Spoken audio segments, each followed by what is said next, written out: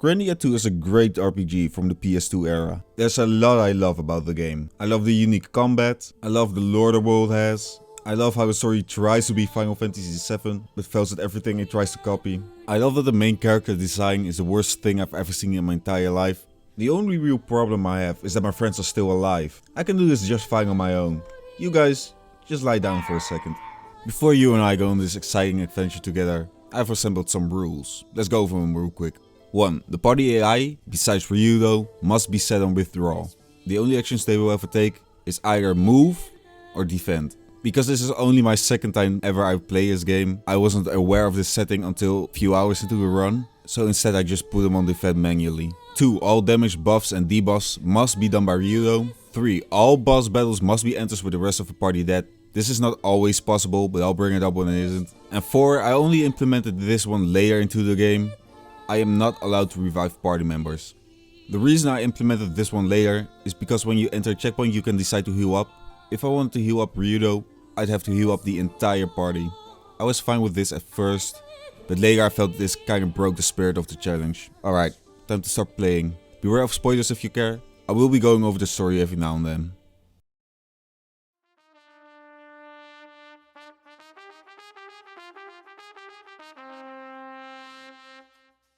The game starts off by us finding a lonely contract on a lonely tree, and it's from the church, asking for a bodyguard. And even though my beautiful little talking bird of mine and I don't really care much for religious nonsense, we do fucking love money! For the first hour or two of the game you don't even get any party members, so as you can imagine, a newborn baby can handle these encounters with ease. If you want to beat me. Tell him, my guy, hit the gym, spider. And eventually we find our way to a little chapel. We get to talk to the babe we're supposed to escort, and you can probably tell by her design, she's going to be a party member. Her name is Elena, and that's all you need to know, because she's gonna be dead for the entire game. Church Daddy shows his face, and Ryudo is just a jackass to him. They tried to make Ryudo edgy like Cloud is, but instead they just made him a misogynistic asshole, which is really cool. I sure do hope they keep him like this for the first half of the game. Church Daddy tells us we must escort Elena through a spooky forest to Grandia Tower. We are a giant dickhead to the guy, as is our way, but we do end up accepting the contract. Even though Elena is following us, she isn't a party member just yet, so combat is still baby mode. We get to Grandia Tower and I've got a good feeling about this. While Elena does the ceremony in the tower, we wait outside and behold a beautiful mural of a dead ancient evil god carved into the walls of the tower. Pretty sure nothing bad will happen here. Oh shit, what the hell? Quickly running inside we come across... Oh my god. It's a spider. Again, we have no party members just yet, so we just play the game normally. The only encounter that can maybe stand a challenge are these two gargoyles. But if you die here... Well, I'm sorry to bring you the bad news, but you're just not a gamer. We find Elena and she has grown some demonic wings, don't worry about it. It doesn't matter, it's just a central plot point of the entire game. I don't care about all the nonsense right now, let's just get out of here. We tell the priest lord about the whole ordeal, and he was like, damn, bitch, you got wings? Go to your room. And we learn that Elena is possessed by the wings of Valmar. Valmar is basically a dead god split into pieces, and he's trying to resurrect himself by forcing people to possess his body parts. Church Daddy is like, dude, I don't know what the fuck is going on. Take her to the Pope or something, I don't know. Just so you know, the Pope's name is Zera Innocentius, and he's called that because he would never, ever eat 300 delicious little babies. So that's our next mission. Take the girl to the Pope. We get some really cool dialogue, but suddenly gets interrupted by, I don't know, I couldn't tell you who this bitch is. She introduces herself as Millennia and then tries to fucking kill us. This fight is literally unwinnable. You can't even do any damage at all. After I got beaten to a pulp, she tries to flirt with Ryudo like, are you insane? Do you not see this guy's design? What is this fit you're trying to pull off, my guy? Are you in your right mind? Why do you have this weird crop top? And those Dr. Martens really did need 17 belts, man. They're already ugly enough. Bad. Bad design. Go to the naughty corner. Keep Rex company. She can fight. For a girl. The morning comes and Elena finally joins our party. We combine our flesh and enter the Mushroom Kingdom. The fights are still easy as hell. Even without healing Elena a singular time, it takes an era for her to die. Each attack only does like 5% of her health, and because there's checkpoints everywhere that I use to heal Ryudo, Elena gets healed as well. Like I said before, I will stop doing this later. I'll skip over the rest of this area, because frankly, it's nearly impossible to lose here. Elena does die eventually, but it barely makes a difference. We arrive at the next town, go to the inn, and tell the little man to sit in the corner and sulk. And he listens, because he's the best little man there ever was. The very same night Melengia appears and tries to assault Ryudo, but it gets interrupted because someone tells us that the boy has gone missing. Bitch, this essay has got to wait, we're gonna save the little boy. Come on my abuser, let's go on an adventure together. This dungeon again isn't that hard, but at least it's a bit more interesting than the tower and Mushroom Kingdom, since Melengia dies pretty early on. What I do for most encounters up until this point is use 10 second slash to kill one of them instantly and just combo the one that's remaining. If I got some damage incoming, then I use defend. We find the little boy and he's surrounded by some fish lords. Just focus one down at a time and it'll become sushi real quick. The baby boy Rowan has been saved and decides to join our party. I unlock flying Tensei Ken for Ryudo. This does more damage than 10 second slash, but lacks the cancelling ability. I also decide to equip him with the Chaos Egg. For those that don't know, equipping a mana egg grants magic abilities that the egg possesses. For example, the Chaos Egg has fire, wind and lightning magic, so Ryudo can use spells of that type. I use this egg for nearly the entire game because it has everything you need. It has a pretty good heal, an AoE spell, and an ability to slow the agility of enemies, meaning I get to act more often than they do, and agility is everything in this challenge. Keep in mind this is only my second time ever I've played this game, so I'm kinda learning as I'm going. Now that Rowan is in the party, enemies have undergone mitosis and become 4 instead of 2. Because there's so many now, I throw my 10 second straight out the damn window. Instead, I start using lightning magic to deal with groups of enemies and combo the remaining stragglers. I run into the boss, but my party members are still alive. I run through the entire dungeon again to find an encounter to hopefully kill them. Sadly, there's nothing left. Everything is dead. Even exiting and entering the area again doesn't seem to help. Should I have restarted to run to abide by the rules I actually set for myself? Yes, but this only happens twice and I really don't want to do the first 2 hours of this game again. I got more important things to do, like eat McDonald's, kill a hamster, eat the hamster. And if you're upset by that, like, you don't have to be. Look dude, Yumi, let's just take a nice long walk on the beach. Get to know each other. Though yes, I felt myself impose challenge within the first 10 minutes. Yes, I kill hamster. I'm not that bad of a person, okay? So we'll just have to deal with our friends hanging around. They die pretty quick anyway. For this boss, you want to focus his fishman first. The little testicles can put you to sleep, which makes you pretty vulnerable to damage from the big burly boy, which is very dangerous, because his attack that throws you 500 meters into the air may leave you a little confused. Being confused takes control away from Ryudo, which very quickly snowballs into a loss. And honestly, that is the only dangerous thing about this fight. Confusion can easily take you from full HP to 0 HP. I did find out that defending against his tornado horn fully negates the confusion, so all I needed to do is play a little careful. Combining defending with flying Tensei Ken, which uses about 20% of his health, gets King K. Rool killed on the 3rd try. And he drops an adventure book. A book can be used to upgrade your stats. The adventure book doesn't really have anything that worthwhile, so I just get the strength and HP up. Entering the next area, I finally learned to put my party members on withdraw. Now they'll just defend automatically and I don't have to do anything. The enemies here are still complete shite, as you can see, they barely do any damage at all. And if you run into a large group of enemies, just use Sep to get rid of them real quick. We get to the end of the world and it's honestly a pretty cool cutscene. Yes, it's like 144p, but the idea that the world has a big ass ravine that splits continents is pretty sick. We get ambushed by a big hairy man and it's time to start our second boss fight. Your party gets automatically revived at the start of this boss fight. There's nothing you can do about it, but it doesn't really matter. He only attacks Ryudo anyway. Hairy man's damage output is pretty high, so I use Stram to lower his strength. You basically have to do this, else you're stuck in a healing loop every single turn, which sucks pretty bad, since you don't have any MP restoring items. Once you've done Stram 3 times, his attack cannot be lowered any further, so all you have to do now is attack and heal. Somehow I forgot that crucial second part, so I fucking died. And guess what? Guess what? We watch a 5-minute cutscene again. Hey man, I want to hug you, I want to love you, I want to kiss you, but I can't. I can't do that because you're slicing me dead. For a 3rd try, I put some special coins in live up, giving me more max HP. Watch this awesome cutscene again. And I decided to actually play a little careful. I mainly use Flying Tensei Ken to do all of the damage, which is pretty strong for this point in the game. Once I have no SP anymore, I just use my regular combo attack until I regain enough to use 10 second slash. Flying Tensei Ken costs nearly 100% more than 10 second slash, and by this point the fight is almost over anyway, so it doesn't really matter. Lord of Hair goes down. Enemy is like, sorry for trying to murder you, you're not actually him. He's actually after Ryudo's border, but he just pisses off. Our epic adventure continues and I keep fighting the same shitty enemies. After a bit, we get to City 17. We have to talk to this ugly ass dude here, and I don't know. I think it's disturbing. I think it's kind of fucked up. Hairman returns, and he wants to join our party this time. And together, we descend down into the brown once more. The first part of the dungeon isn't that bad. It's just a little maze. Some enemies here and there, and oh, hey, do you recognize these enemies? I sure as hell do, because I've been fighting them the entire fucking game. They designed like 3 enemies and we're like, dude, that's so cool, that's so awesome, man. I continue fighting through the brown realm and upgrade my mana hack a little bit. The most important thing being, I got cold. This makes an enemy you target act much slower. This is, without a doubt, the most important spell during this run. The second part of the dungeon gets much harder since at this point my team is basically dead.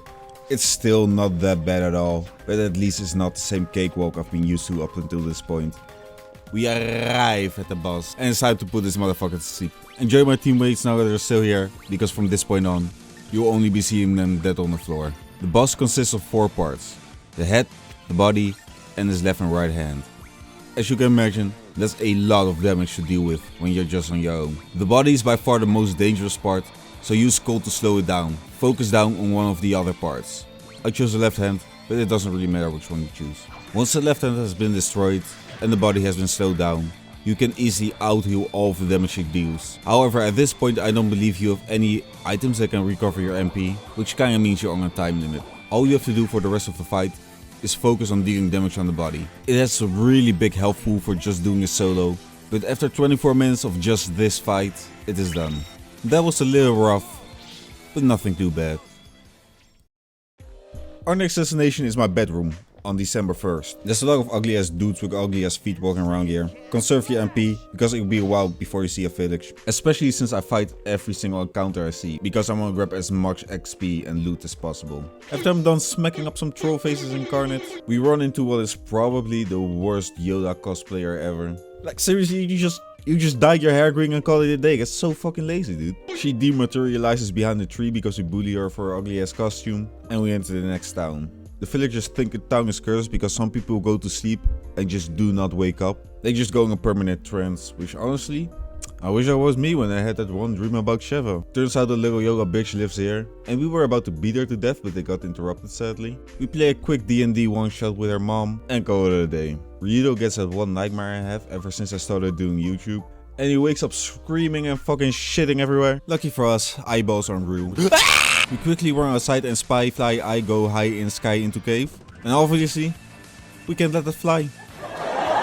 At this point you're probably thinking, dude, you've barely talked about combat at all. And the reason for that is just nothing fucking happens. It's just so simple. Like, I'm not joking, I'm not trying to sound like I'm a tough guy, like, yeah, this game's fucking easy, right? But no, it's actually balanced very poorly. I mostly just use regular attacks, 10-second slash every now and then, or a zap when there are multiple enemies, but that's it. This is also when I decided to stop using checkpoints for recovery, except for a little later on when I did some grinding. So from now on, nearly all boss battles are started with only Ryudo. The floating eyeballs are a little tanky, but their damage output isn't that high, so again, no worries here. Baby Yoda grows an eye out of her forehead, which isn't that bad. Just kidding! We're in hell now. Just keep using sap on the counters and like whatever, they're all dead for something. This area in and of itself isn't that bad, but the boss here is one of the hardest we'll encounter. I know I'm definitely on a level for this, but I just want to give it a shot and see how far I'm off. And as expected, I go down really quick. I cannot go back and leave this area.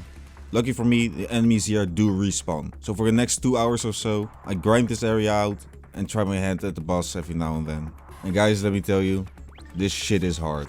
You have to get rid of these little eye drones as quick as possible. Every time one of them hits you, they lag you on the action bar, causing you to act less, which is detrimental in a boss fight with this much damage output. But that is not the worst part about them. Each eye has a chance to do delta burst, and if you get unlucky and they do it like 3 or 4 times in a row, you cannot out-heal it and you're basically done for. What I did was use the adventure book to upgrade your magic and lightning damage, then use Sepal 3 times in a row, and with this, all the eyeballs should be dead.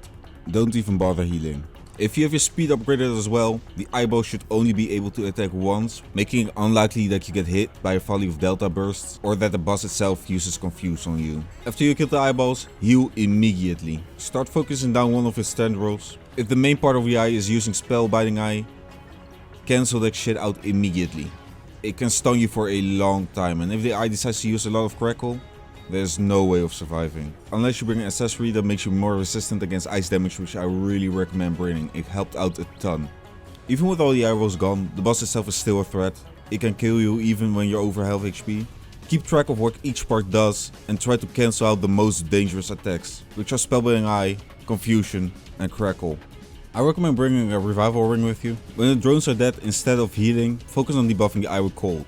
After that, keep using Tenseiken Slash to focus down one of the tendrils. You don't have to spend your turns healing, the revival gem will put you back on full health once you die. At this point you only have the main part remaining and one tendril. You can rush down the main part if you want to. But after trying this boss for 10 times, I'm kinda sick of it, so I'll play it safe. When you take down the last tendril, it's just you versus the main part and it should be really easy. Especially since you have used cold on it a few times. Spellbinding Eye can still fuck you over though, so don't get careless. If you did what I tell you and you got lucky with the drones, you should be able to beat this guy at level 30. Honestly, I had a really good time fighting this guy. With that finished, let's move on. As soon as I get back into town, I'll buy fucking everything. Because I have so little MP, I need every single resource I get. And I've said it before, but I want to make it real clear. From this point on, I've never used a checkpoint again for recovery. So every time you see my teammates alive, it's because they got resurrected for a cutscene or something. Which tends to happen quite a lot. The mountain area is nothing special. You just kill some naked red men, which you know, it's normal fire and night for me. If you've never played this game, there's a really cool cheat code in this area. If you use the regular attack 500 times in a row, you get to the next town. We are finally able to take Elena to the Pope. So that's that, we've done our mission, our adventure's complete. Wrong! My guy is like, no, you got like 50 more hours of game time left. Alright, so get me out of here then. No reason in wasting my time with your wrinkly ass. Be sure to stock up on move and magic blessings, because there are enemies that can silence your magic and special attacks. Besides that, I've said it once, I've said it 1 billion trillion times, the regular counters are a pushover. No need to change up your strategy, just use SAP, it's fine. Besides the bosses, this game is kinda putting me to sleep.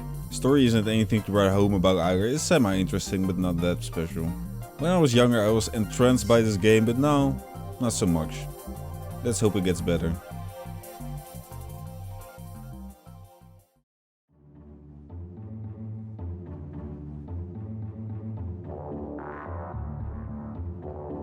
We get to the next town, I'm getting kinda curious. The story is getting semi-interesting. We're building to the resurrection of Falmar, so I'm pretty sure they're gonna raise some stakes here on. It's a sappy love triangle. We observe a conversation between Ugly Man and Mysterious X-Man, which reminds me of me and my one friend I had in 2nd grade. I really hope you didn't think I was the ugly one, because I value your opinion a lot, and if that's how you saw me, I don't think I could live with myself. Poop and shit happens, I don't know, I didn't write anything down for this part, let's go to the sewers or something. What the hell dude, there's fucking dinosaurs in the like the sewers dude? I deal with the Dragon No Eat the same way I've been dealing with the enemies for the last 10 hours. Wow, amazingly balanced combat. The only thing that is easier than this combat is liking, subscribing and hitting that bell. Here I've had a tutorial for you if you struggle with that. I only upload the most quality of videos, it's worth your time, pinky promise. So we go to the secret underground futuristic facility that's hidden beneath the castle to see where the X-Men went. If you got any questions, raise your hand and stick it up my bum because that's where I like it. Oh thank god, a boss. Finally a challenge. Except this is one of the easiest bosses in the game, lol. Excuse me. For the claw, you can use your general boss strategy. Use cold in both body parts. Make sure to kill with left arm first since it has heal. Right arm is whatever. It has Fiora, which can block your special moves, but you have unblockers, so it doesn't matter. Its damage is decent, but with cold it gets to X so little. I would just recommend going for the main part after you've killed the left arm. Use items to heal. Reserve your magic for using cold. If you want to attack, I recommend using Flying Tenseiken instead of Tenseiken Slash. It just does way more damage. It does cost a significant amount of SP, but you can eat those delicious Lego butter rolls. And there's nothing more to it. That's it. You better practice if you want to beat me. So the giant ugly ass monster we just fought turned out to be a cute robot girl because of course she is. What would you even think otherwise? We leave her alone to become a plot point later on and find out that the mysterious X-Man is Ryudo's brother. He then challenges us to a fight, which is practically unwinnable. I remember from the first time I played this, you can game over here if you die, so you kind of have to survive the onslaught this beautiful babe brings upon you. If you are able to, use Cold on Malphus' sword or Malphus himself, otherwise focus on defending and healing. His shoulder can also give him extra strength, So do keep an eye on that and make sure it doesn't get out of hand by debuffing him again, or using either critical or 10-second slash on his shoulder when it's about to do a buff. It doesn't sound too complicated, but because he can spank you every 1.5 seconds, sometimes you just get stun locked into his demon horde slash, which, to be precise, does 2 gazillion damage. If you are able to act before he does this, definitely use defend, it lowers damage by so much. I was about to be sliced up like a man I killed back in 62, but lucky for me he did his ultimate move and we're done with this fight. Robo Girl becomes a plot point, Melf is like, okay, and pisses off. Robo Girl become friend, Little Man is go away, and in order to chase Melphis, we have to fly across the ocean. Elena becomes seasick and is like, oh, I can't go on, no. Which, you know, we are invested in somehow. I mean, I don't really care, she's being a corpse the entire fucking time. We land in a reef in order for Elena to chill out a bit. And because we land in the reef, fucking trouble starts happening, which, thanks Elena, thanks you dumb, useless twat. Now we have to do this actually that just ruins the pacing. Great. The regular enemies here are still great at wasting my time, and we get to the boss without much opposition. And these two guys are surprisingly tough. The damage output is quite high, and their initial speed is pretty fast as well. As a standard, you gotta slow them down with cold first. Make sure to kill them both, you really don't want to deal with their damage, it's probably the highest incoming damage besides the eye boss. Oh, but these two guys, they have a little trick up their sleeve. You see, Scissor Storm does insane damage, and it also paralyzes, so too bad, you're fucking dead now. Okay, but now I'm aware what the enemies do. I know what Scissor Storm is, so I'll just use 10-second slash or critical to cancel it out. If I just keep an eye on it, shouldn't pose that much trouble. Except I had to heal, got paralyzed, and now I'm dead. Well, I was at full health mere seconds ago. Awesome. I literally have no idea what to do here. They're just throwing out too many stuns. I can't cancel or defend it all when I also have to heal myself. Oh wait, I have an accessory that negates paralysis. Never mind, that shit was pretty easy. The Scorpio Bros drop a new mana egg which I use from this point on. It has the exact same spells I keep using, as well as a defense lowering spell. And remember when I said we fly across the ocean? We did? We did? I don't lie, I never lied to you, man. We get to Ryudo's town, everybody hates him here. This is a tragic backstory. Do you feel emotional yet? Do you feel your tear drop flooding your eye? Well, to be fair, this scene here haunted me when I was a kid. This shit is scary, little baby boys shouldn't be watching this. We adventure through the aftermath of Tinky Winky's bachelor party, and we come across the most fearsome animal of all. Number 15. Twerking chicken. The twerking Also, this dude throws apples at me. That's pretty lol. I still fight my way through enemies just fine, but they do seem a little more dangerous than I'm used to. Hopefully it will be a little less of a cakewalk in the future. We finally come face to face with the guy that's a little too much into My Little Pony. There's some ooey gooey cheesy dialogue, and we are become fight with evil. Dance with me, brother. This fight is it's pretty tough. As a standard, do the cold on the man and the sword, you know the deal by now. His demon horde slash does less damage than last time. Still pretty strong, but not as dangerous. There is some lootable face paint in the forest. I really recommend you go and find it out. It gives you +5 act, which is pretty much the highest you can get. You're gonna need a lot of actions. You need to debuff, you need to heal, you need to do damage, and you also need to remove debuffs from yourself. If you use a Mars Talisman, you can't put spell or move block on you anymore, giving you more actions to do other things, so definitely put this on. Getting to act fast is valuable, like I said before. If you don't have to, don't use healing spells, use healing items instead. You need your MP to put on debuffs, okay? Melphis can give yourself defense as well, so use Death Loss to counteract it. You do not want to deal with Demon Horde Slash when he is powered up. If you can, use 10-second Slash or critical to get rid of it. When it's time to dash out some damage, flying 10-second is the way to go. I only really use 10-second Slash to cancel out the stronger attacks like Wailing Soul Slash and Demon Horde Slash. Don't really bother attacking the sword or the shoulder pad, they barely do anything at all. Just punish Melphis for having ugly ass blue hair. He has a good amount of HP, so don't get lazy and don't stop taking him serious. It's really easy to just snowball into a loss. And with that, the fight that is most important to the narrative up until this point is done. Damn, that shit must be rough on Ryudo, man. Can you imagine having to kill your own brother to no fault of your own or his? Bad circumstances led him to be possessed by literally the evil god. Ryudo's gonna need some therapy, man. It will take months, years, for him to heal from what happened on this day. You better practice if you want to beat me. Okay. Well, that was fun, I think. Well, it's time for us to head to the jungle and nothing happens here. There's nothing happening. Just some story stuff that I don't care enough for to talk about. Except this stupid fucking minigame. I hate this minigame so fucking much. Oh. Why you ask? Well, let me explain. If you want all the rewards, you gotta do this like 5 times. And each time it gets harder, which you know, whatever.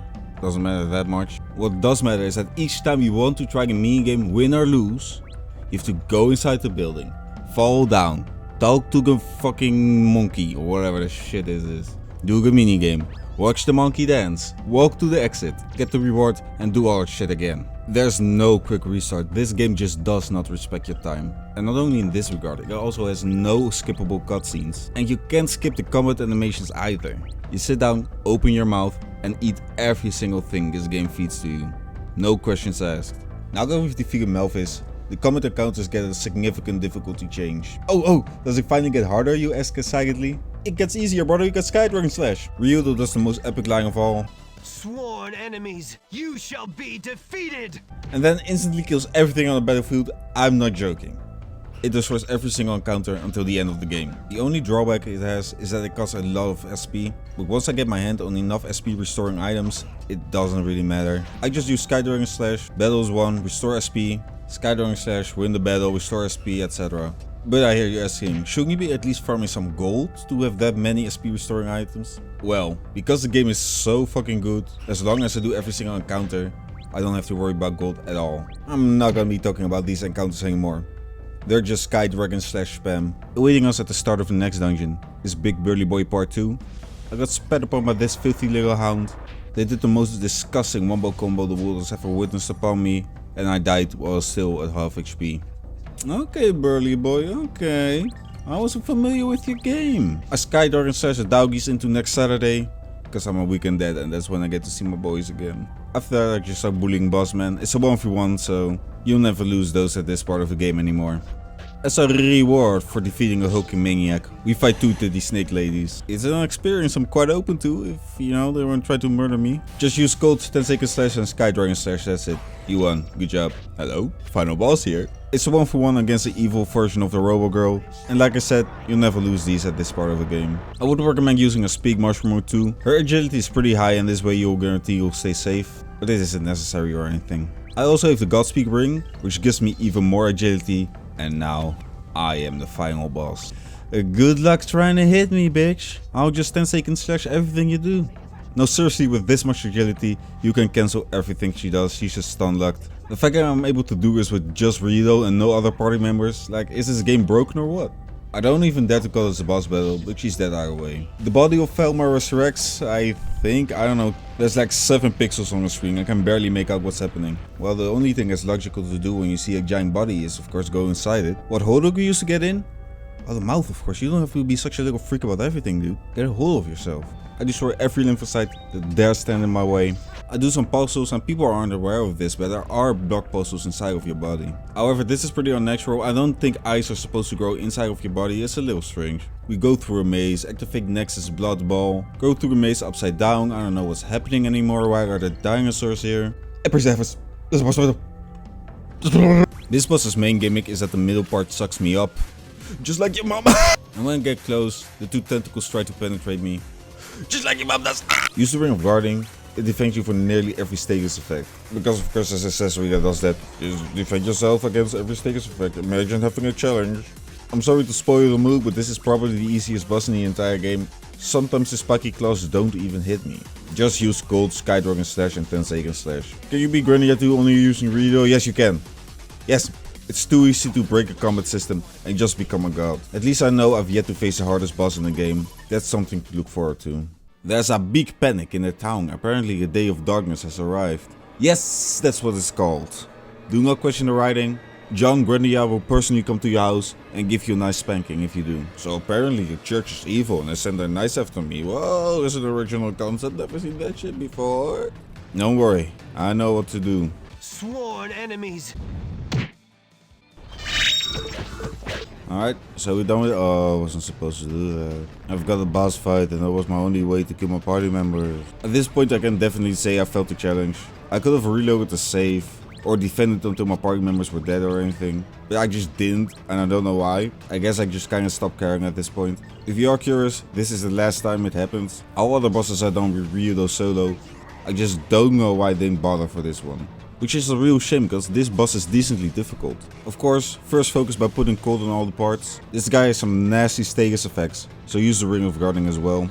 Finish up your setup by giving yourself more agility, and it's time to bring out All Reliable. The Sky Dragon Slash and 10-second slash combo. It can use Speedy to give itself more agility, so keep your MP in check in order to use cold again. This boss is pretty tanky and can dish out a decent amount of damage as well. But a single Scarlet Potion can heal for like 3 times the damage it does, and I have 50 of those, so what do you think happened in this fight? Yeah, I fucking destroyed him. Wow, what a surprise. After we're done slicing up, well, whatever the fuck that was, we ride a big ass flying sword to the moon. Yes, this actually happens. And things are actually starting to get tough. I forgot to buy SP items, so I can't just go around spamming Sky Dragon Slash anymore. I only ever use it when I feel like I've got too much incoming damage. I mostly try to regain SP by using my normal attacks. Before too long we fight 5 million baby faces. Use Sky Dragon Slash twice to get rid of his minions. After that it's just a 1v1. And guess what happens? Yeah, you're right. Other fucking chaos is happening. I can't believe it. Sarah did actually eat those 300 babies. I tried to escape the moon, but there are fucking mosquitoes here as well. There's no escaping these pests. You think you'd be safe 400,000 kilometers away, but no. No, they're still gonna suck you whether you like it or not. And with our little toes back on Earth's ground, we realize the end of times has come.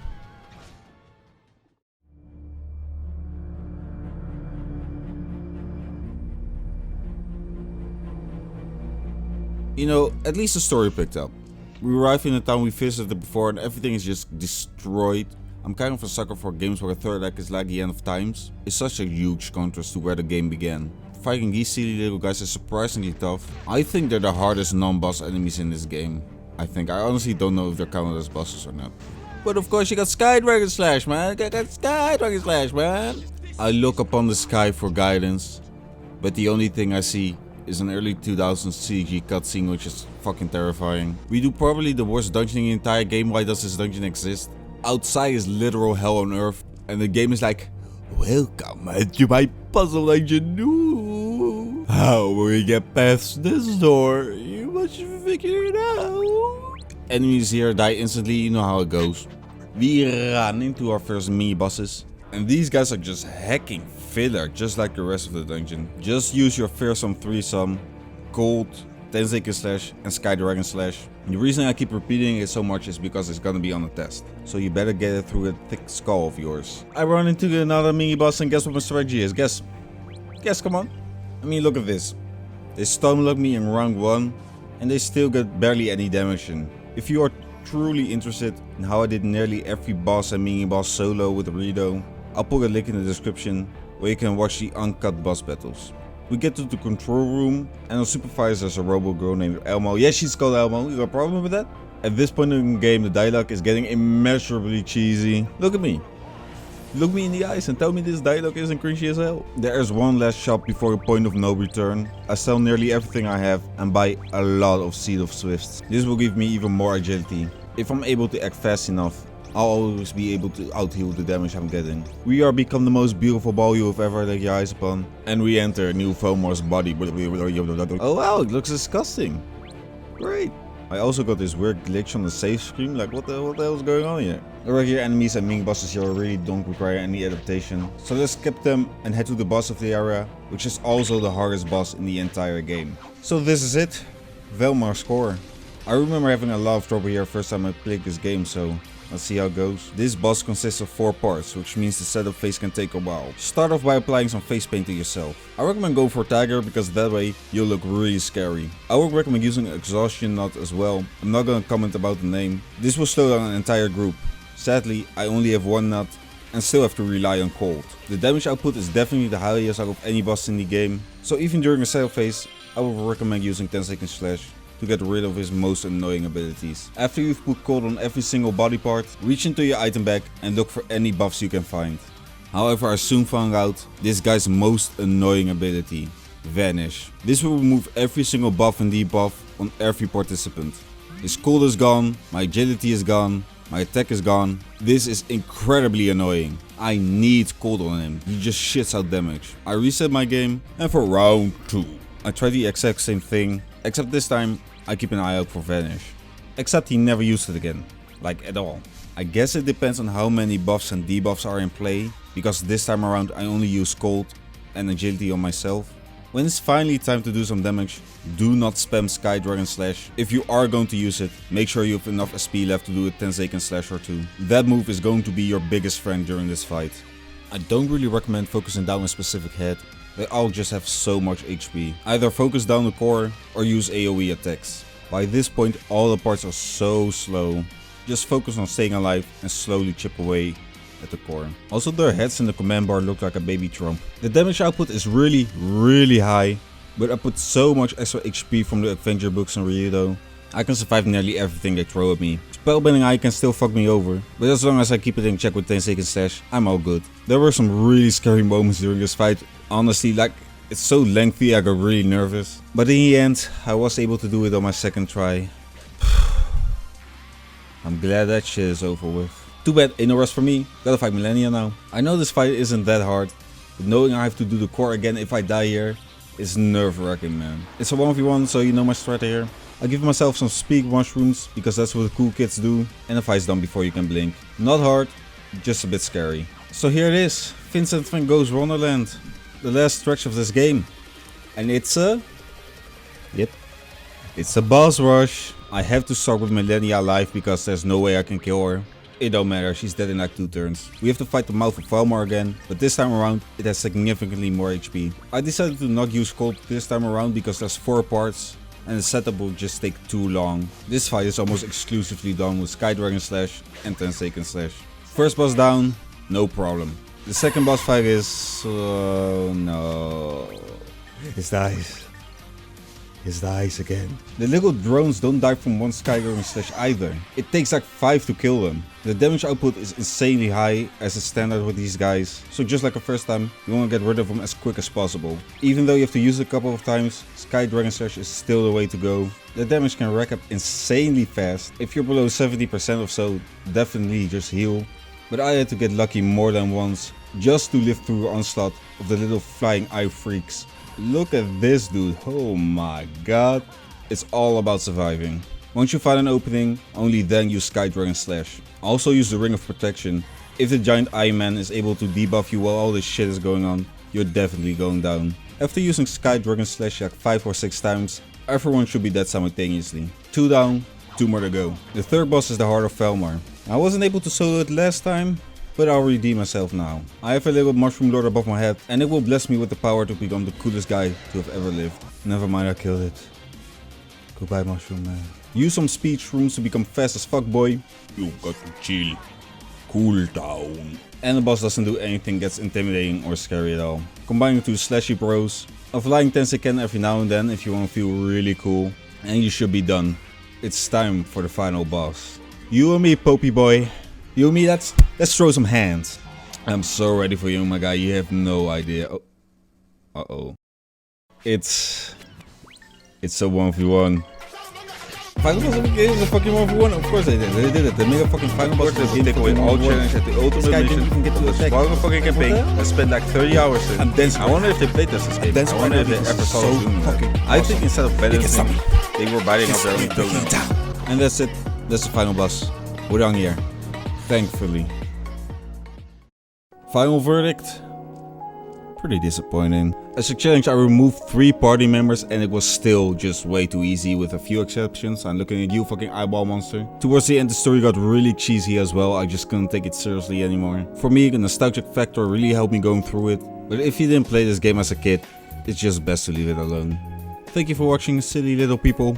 I hope to see you next time. Bye bye.